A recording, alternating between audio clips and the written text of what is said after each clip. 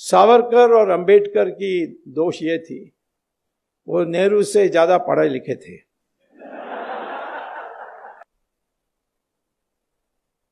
अब जवाहरलाल नेहरू का प्रॉब्लम क्या था, वो गए थे लंदन, फिर वहां से कैम्ब्रिज में जाकर दाखिल की, एडमिशन ली और फिर फेल हो गए। नेहरू परिवार में किसी ने भी आज तक कॉलेज की डिग्री प्राप्त नहीं की, सब फेल हुए हैं। एक बार सोनिया ने लिख दी अपने इलेक्शन एफिडेविट में कि studied in the university of Cambridge and got a degree in English. मैंने फिर जब वहाँ गया था लेक्चर देने के लिए कैम्ब्रिज यूनिवर्सिटी में, मैंने पूछा कि कैसे स्टूडेंट थी, उन्होंने कहा यहाँ स्टूडेंट कभी नहीं थी। मैंने कहा लिख कर दोगे, लिख कर दिया।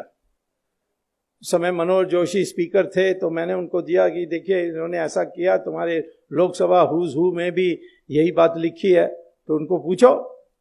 तो मेरी चिट्ठी जो मैं लेकर आया उसको भेजा और सोनिया का जवाब आया कि खेद है, ये प्रिंटिंग मिस्टेक है, टाइपिंग मिस्टेक के कारण प्रिंटिंग मिस्टेक हो गया है।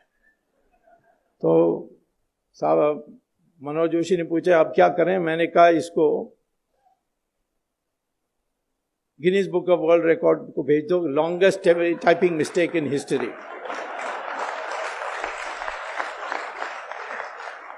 कभी टाइपिंग मिस्टेक हो सकती है, studied in the university of Cambridge and got a degree in English, ये टाइपिंग मिस्टेक हो सकता है। राहुल गांधी का भी ऐसे ही है, फेल फेल फेल। प्रियंका भी जीसस मैरी कॉलेज में फेल, इंदिरा गांधी भी फेल, जवाहरलाल नेहरू भी फेल। उसके आगे मैं पहले नहीं जानता हूं क्या थे। तो इसीलिए मैं कहता हूं कि जब वो सावरकर या अंबेडकर इनके बारे में सोचते थे, इनको ईर्ष्या आती थी और किसी तरीके से उनका बदनाम करने के लिए लगे हुए थे।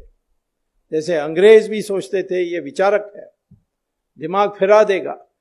जो मकौले ने देश में, हमारे देश में हीन भावना पैदा की, वो हीन भावना को ये हटा देंगे और फिर लोग खड़े हो जाएंगे। सुभाष चंद्र बोस के डर में अंग्रेज छोड़कर गए। ये किसने कहा? जिस प्राइम मिनिस्टर ने इंडियन इंडिपेंडेंस एक्ट पेश की थी पार्लियामेंट में, क्लेमेंट एटली, उन्होंने खुलेआम कहा था, क्योंकि अंग्रेजों का पहले से तय था, 200 साल से कई बार लिख चुके थे कि जिस दिन ये देश के, हिंदुस्तान के लोग खड़े हो जाएंगे लड़ने के लिए, उस दिन हमें छोड़कर जाना पड़ेगा। और खास तौर पर जब मिलिट्री विद्रोह करेगी तो हम एक दिन भी नहीं रहना चाहिए। क्योंकि पहली बार जब Robert Clive battle of Plassey जीतने के बाद मुर्शिदाबाद में जुलूस निकाल के गए, तो 5 लाख लोग इकट्ठे हुए, सब ने गुलाब की फूल उसकी पथ में डाली।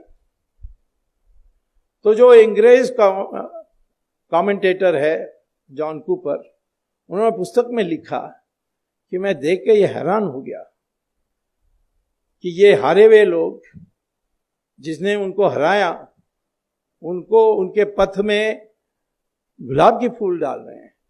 यदि इन 5 लाख लोग पत्थर उठा के फेंकते तो क्लाइव का नाम और निशाना कभी होता नहीं। और जब इस हिंदुस्तान में लोगों की मंशा बदलेगी, उस दिन अंग्रेजों को बोरी बिस्तर बांध करके तुरंत छोड़कर चले जाना चाहिए। और यही हुआ जब सुभाष चंद्र बोस की जो INA आई हमारे हिंदुस्तान में, उसकी असर सब पर पड़ी और विद्रोह हुआ, नेवी का विद्रोह हुआ, जबलपुर से आर्मी में रिवोल्ट हुआ, पूना से लोग निकले जुलूस निकाल के। तो सारे देश में एक आर्मी का विद्रोह दिखाई पड़ा 1940 में। उस समय उन्होंने ये तय किया कि अब जाएंगे, और महात्मा गांधी ने एक बड़ा संगठन बना दिया। महात्मा गांधी की जो कंट्रीब्यूशन है कोई कम नहीं कर सकता। उन्होंने जो कांग्रेस पार्टी सिर्फ कॉकटेल पार्टी जैसे थी, उसको बढ़ाकर उन्होंने मास बेस्ड पार्टी किया था।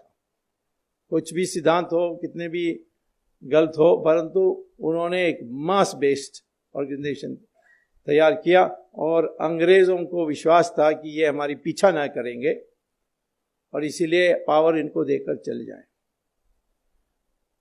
गांधी ने सारे पीसीसी प्रेसिडेंट को बुलाई और कहा कि किसको बनाना चाहिए कांग्रेस प्रेसिडेंट, क्योंकि वही बनने वाला था प्राइम मिनिस्टर। तो 15 में 14 ने कहा सरदार पटेल, एक ने गांधी के पटाभी सीतारामन ने कहा कि जवाहरलाल नेहरू को बनाना चाहिए। गांधी ने सरदार पटेल को कहा तुम मत बनो, जवाहरलाल नेहरू के लिए कंसीड कर दो। तो जिसको मेजॉरिटी नहीं थी, मेजॉरिटी क्या, एक ही यस था पीसीसी प्रेसिडेंट्स में, उसको अध्यक्ष बनाया और वो प्रधानमंत्री बने।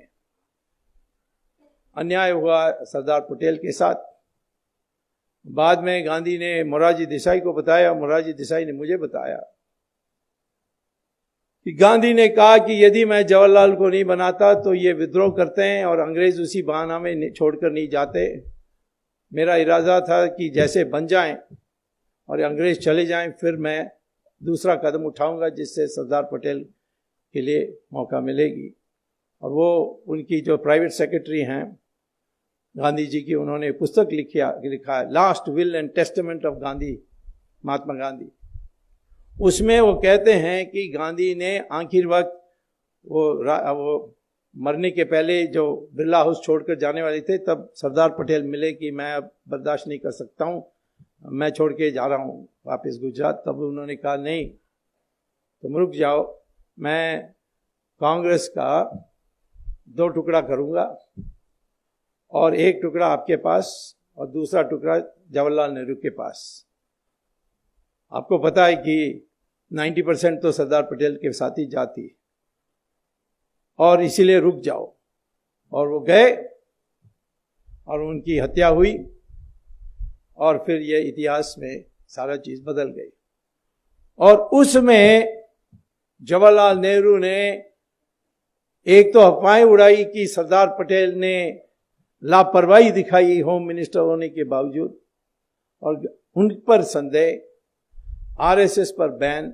एफआईआर में आरएसएस का नाम कहीं नहीं है, ट्रायल में आरएसएस का नाम कहीं नहीं आया, लेकिन दुनिया भर में प्रचार कर रहे हैं मिस्टर राहुल गांधी आजकल की आरएसएस ने महात्मा गांधी को मारा। अब उनको तो इतिहास नहीं पता है, जो सिखाते हैं चर्च में वही बोलते हैं बाहर। लेकिन सावरकर को कॉन्स्पिरेसी का हिस्सा बनाया, बाद में छूट गए, नो एविडेंस, लेकिन वो धब्बा लगा के रखे। और धीरे धीरे अब सावरकर की रिकग्निशन आ रही है।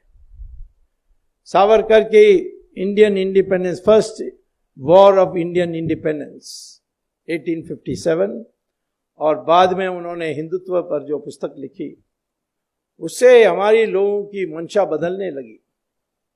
लेकिन क्योंकि कांग्रेस की राज थी, उन्होंने ये सारे आने नहीं दिया था। उन्होंने सोचा कि यदि हिंदू इकट्ठा हो जाएंगे तो फिर हम कभी चुनाव नहीं जीत सकते, क्योंकि हिंदू को विभाजित करो जात पर, प्रांत पर, भाषा पर, और अल्पमत को